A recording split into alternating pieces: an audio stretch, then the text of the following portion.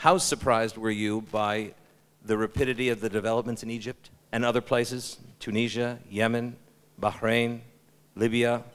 I expected developments. I didn't expect it to go quite that fast. What surprised me, yes, is the rapidity rather than the actual developments. How do these developments in the last weeks that we've seen compare to the last 70 years of your studying this region? What are we witnessing these days? We're witnessing a degree of mass participation without precedent in the past. I think it's, to a large extent, the result of modern communications.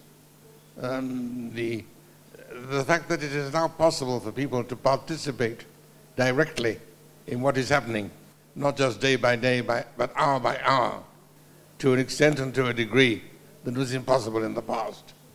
And this is particularly true in Egypt, for example, where people were following not only hour by hour, but minute by minute with what was happening. So what was happening in Egypt, I think, was very clear. It was an expression of resentment against what they saw as an unjust and tyrannical government. Now, the question is, who replaces it? Now, I don't think that the mass movement in Cairo and others like them elsewhere really want a takeover by the Muslim Brothers or other religious organizations. But the Muslim Brothers have two immense advantages as compared with all other trends in the Islamic world. One is that they have a network of communication through the mosque and the pulpit to which no other political trend has access. And the other, perhaps even more important, is that they use a familiar language. They use a language and terminology that are immediately understood and to which people can immediately respond. And that, I think, is why the danger of a takeover by religious extremists is a very real one. Let's talk about the elephant in the room, whose name is the Islamic Republic of Iran. Where are they behind the scenes in this whole picture? Everywhere. They are one of the main motivating forces in the whole movement, the whole religiously expressed movement in these regions. And they are, of course, motivated, among other things, by a very powerful hostility to Israel. That is a very negative factor. It's also a positive factor in that an increasing number of people in the Arab world are coming to the conclusion that their main danger, the main threat to their world, is not Israel but Iran, and that Israel might even be a useful ally in confronting the Iranian danger. I have heard this view expressed by people in Egypt and in other Arab countries, and that's an encouraging sign. It's still a very limited response, but the fact that it exists at all is quite remarkable. Do you see fingerprints? We see fingerprints of Hezbollah in Egypt, and of course, being the government now in Lebanon and in Gaza. To what extent? So Hezbollah and other movements of the same kind are everywhere. And as I said before, I mean, they do enjoy tremendous advantages in operating.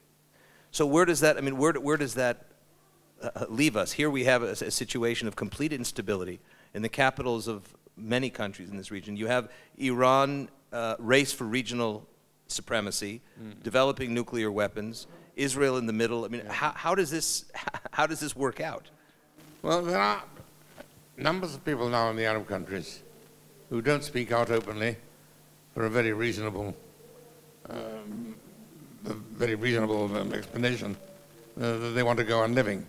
I think it's a modest, minimal aspiration for the future.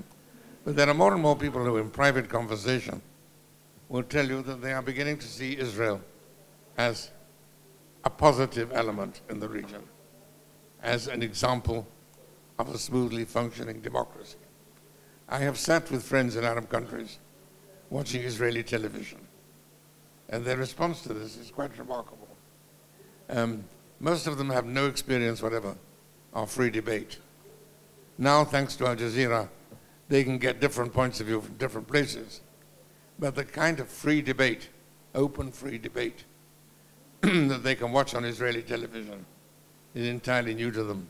Let's just turn briefly in these last series of questions before we open up to questions to the issue of democracy. Professor Lewis, you have written extensively about the possibilities of a certain form of reform-based democracy in the Arab world, in the image, in what you would call an indigenous context, not in a Western context. What does that look like? Let me try to explain what I mean by that. We in the West tend to think of democracy in terms of our own experience, which is very natural and very normal. But our own experience is irrelevant to much of the Middle East. We think of democracy as meaning free and fair elections. The problem with free and fair elections is that they don't work in a society which is not accustomed to free and fair elections. We've seen this again and again and again. In 1950, for example, I was in Turkey most of the time, and I had a uniquely interesting experience seeing what was a unique new experience in the whole region. There was a free and fair election in which the government was defeated and withdrew from power, handing over to the opposition, which took over. The new Democratic Party, led by Adnan Menderes, then formed a government. Now, Menderes soon made it clear that he regarded this as a regime change, not as an electoral change. He made it perfectly clear that he had no intention of leaving by the same route by which he came. He managed to survive by 10 years, and it had become, how shall I put it, almost a joke even in Turkey. I remember sitting in the faculty lounge, the School of Political Sciences in Ankara, in the 50s, I don't recall the exact date, mid to late 50s.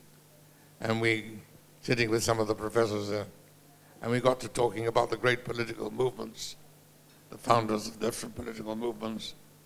And one of them suddenly said, the father of democracy in Turkey is Adnan Menderes.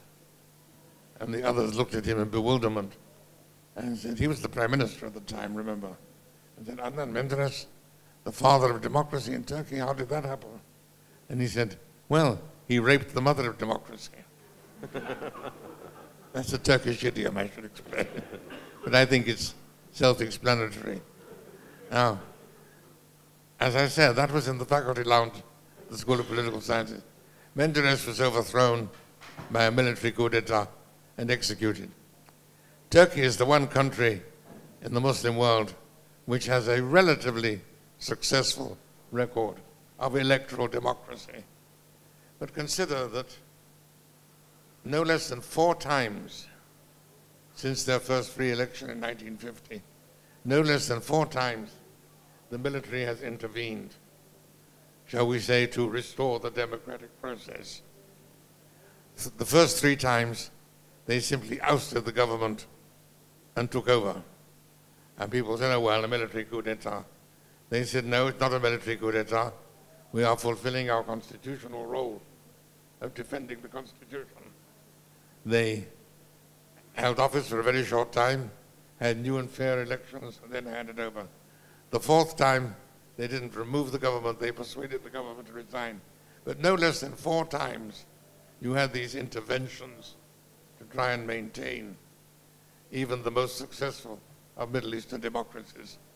If you look at our Western type of democracy, it takes a long and slow process of development. It depends on the very nature of the society and the way of life.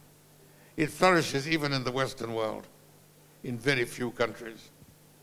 Look around the world today and say, which of the countries where free and open democracy has existed for any length of time is safe, stable and secure at the present time and is likely to continue into the indefinite future?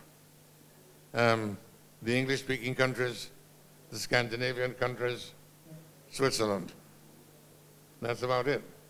I mean, in France, they're now on the 5th republic And who knows how many more there'll be.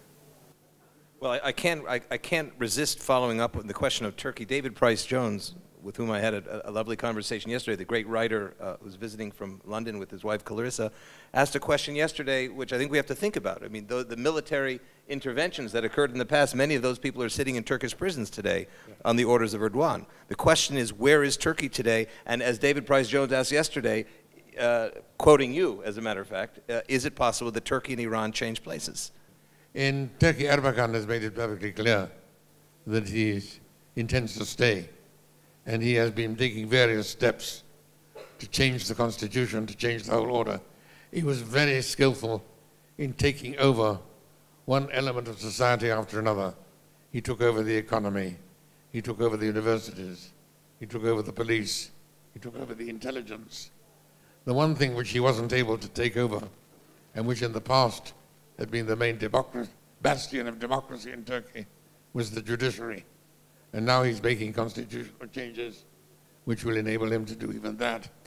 He is also talking more and more in Islamic terms. He's even made speeches in which he talked about the British Empire. He said the British Empire has long since disappeared, but the British Commonwealth remains an important factor in international relations. The Ottoman Empire has disappeared, and we don't want to revive it. But why shouldn't there be an Ottoman Commonwealth? Rather alarming thought, I think. Now, Iran we see moving in the opposite direction. All the evidence is that the opposition forces within Iran are growing in strength. As I said before, the two oppositions, opposition to the regime, opposition within the regime. And thanks to modern communications, we can be fairly well informed of this and know more and more about what's happening. And this, as I said, is becoming increasingly clear. If we had a, shall we say, a more active policy from outside, one could do something more to help the Iranian opposition.